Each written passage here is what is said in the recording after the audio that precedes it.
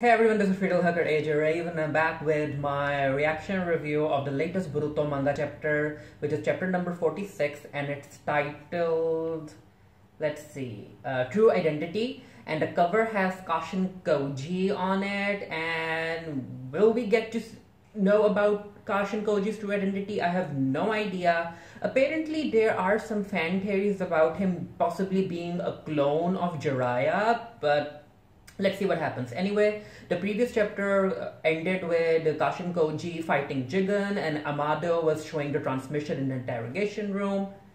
Let's see what happens. So yeah, the cover. I do like the cover. I do like Kashin Koji's design. Moving on. Okay, so it picks up right where it left off. Kashin is still fighting Jigen. And Jigen is like, you were created to kill me. And Kashin is like, yep. That's my only reason to exist. So the transmission is still being sent to the interrogation room. Naruto is like, they're both members of Kara. Why are they fighting each other? Amado is like, Kashin Koji and I were only pretending to be part of Kara. Okay, so it's a betrayal. Jigen is like, it's your only reason for existing, you are nothing but a tool being used by Amado. And Kashin Koji is like, you know what, that's what shinobi are. Basically shinobi are tool if you really think about it. So they're fighting, oh, this is going to be so cool when animated. So Kashin uses flame bombs, which of course Jigen absorbs. Why is he even using that? Of course Jigen is going to absorb. Okay, so that was a diversion because what Kashin really wanted to use was the toad oil bombs. So I guess, okay, so Jigen is covered in oil and there are these small little frogs on him and he burns him up. And again, using the karma mark, Kashin Koji is able to absorb that. Why is Jigen... Yeah, I'm not really sure why Kashin Koji is wasting chakra on jutsus that Jigen can absorb. Hand-to-hand fight, hand-to-hand fight. I like it when characters are like fighting hand-to-hand. Oh, Jigen is not playing around. He basically throws a rod right into Kashin Koji's head, neck, and chest. Ugh. That's a dangerous jutsu. In the eyes. Oh. So basically they're fighting Ant-Man, right? So Kashin is like, I'm not fighting Lord Jigen, I'm fighting Ishiki. And that surprises Naruto. And this is where we get an explanation from Amado about how Ishiki... turns out that Ishiki and Kaguya came to our planet long ago. Their objective was to plant the divine tree and harvest its chakra fruit. But apparently something happened. Kaguya ended up taking Ishiki by surprise. Oh, okay. So Jigen... there's a panel of... Ishiki choking the life out of Jigen. So Jigen's a victim in all of this.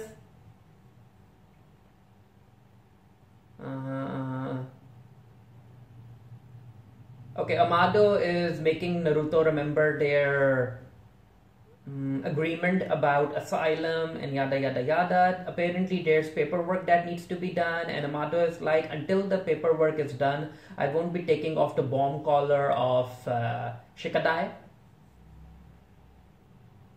Very well, this is the truth about karma. Finally, let us explain. During the battle, oh, okay. So apparently the karma seal is data which is implanted into another person's body, and it's a compressed Otsutsuki back. It's a zip file, y'all. Boruto has a zip file in his palm. So over time, the compressed file slowly extracts itself over time, and it takes over the other person's body. And oh, okay, it makes sense because the Otsutsuki clan are basically parasites, so it makes sense that they would do such a thing. And then we have this panel of Boruto's body with Momoshiki's face. This is hilarious. So Boruto himself will completely cease to exist, and Momoshiki will be taking over his body. Naruto is like, there has to be a way to stop this, and Amado clearly states that if you kill Boruto right now, you might be able to save him, which, yeah.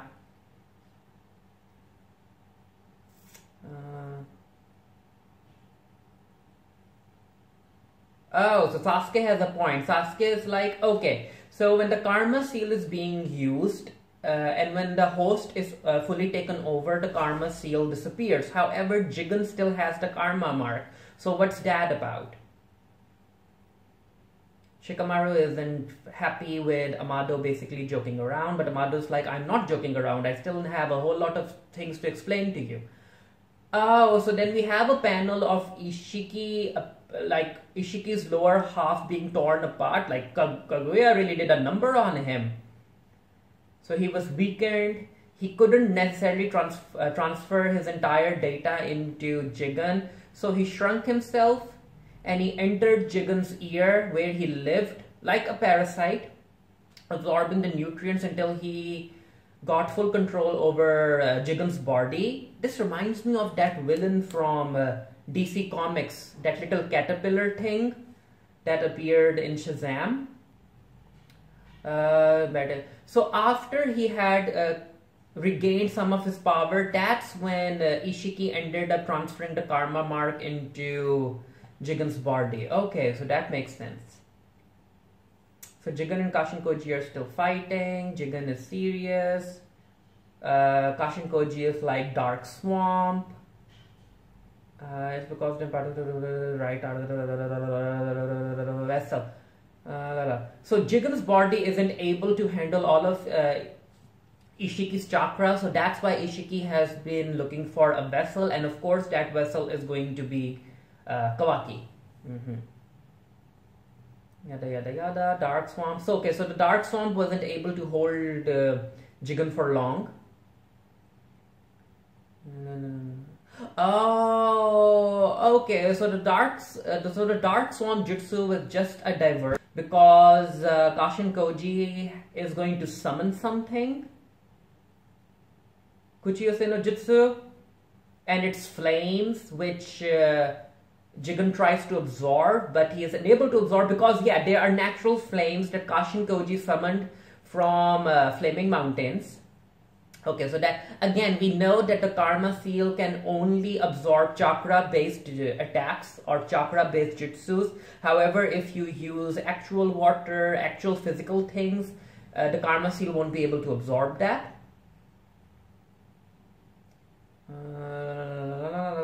So Amado is like, killing Otsukis is very tough. However, I will teach you all how to kill an Otsutsuki. Okay, and the chapter ended. So the chapter's done. We still didn't get to know about Kashin Koji's true identity, which, yeah, I think most of us knew that we weren't going to get his identity so soon. I enjoyed this chapter. I enjoyed the fight between Kashin Koji and Jigen. Kashin Koji has a plan. He knows how Jigen's powers work, so he is more equipped to fight him compared to Naruto and Sasuke. And yeah, seeing that Kaguya was able to hurt Ishiki to such a level is very interesting, and I really hope that even though I am enjoying these fights, I really hope that we get to see Sasuke and Naruto fight Ishiki fully prepared, because I really want them to go all out and give us an epic fight, but I'm not really sure if that will happen. Let me know what you guys thought of the manga chapter down in the comment section below. Of course, I will be doing a written review of this for the Geekery. The link to that will be down in the comment section below. And as far as the plot thread involving Mitsuki and Boruto going to Tsunade to learn more about the Byakugo seal, I'm not really sure if that plot thread is going to develop further. I hope it does. I'm not really sure why the mangaka would bring that up if it's not going anywhere. And yeah, I'm excited to see what happens in the next chapter. I don't think that Kashin Koji will be able to defeat Jigen. I think Jigen will be able to survive. Maybe Jigen will teleport somewhere somehow. And then we also have Code guarding the Ten Tails. So it will be interesting to see who ends up going to the Ten Tails to try and take Code out. And again, I really hope that that when the fight with Code happens, I really hope that Naruto and Sasuke end up taking Sakura with them or Rock Lee with them. Like, I need them to go into the fight but with backup. Even if the backup isn't there to directly fight with their opponent, I still want them to be there to offer some kind of support. Because if you guys remember, Sakura's punch was powerful enough to break off one of Kaguya's horns. So I think that Sakura has enough power to do some damage to Jigen if Jigen doesn't like move around too much, or if he's held in place for just a second. Also, I like the fact that this chapter made it very clear that what Boruto is going through isn't similar to what a Jinchuriki goes through, where there can be some sort of agreement between the host and the tailed beast, that they can kind of work together, that they can kind of form a bond or communicate with each other. However, in Boruto's case, it's clear that no, Momoshiki is going to take over Boruto's body and his soul. There is no chance of Boruto communicating with Momoshiki and coming to some sort of agreement. So that's an interesting twist to the situation. Let me know what you guys thought of the chapter down in the comment section below. And until next time, stay happy, stay safe, stay blessed, and I'll see you guys later.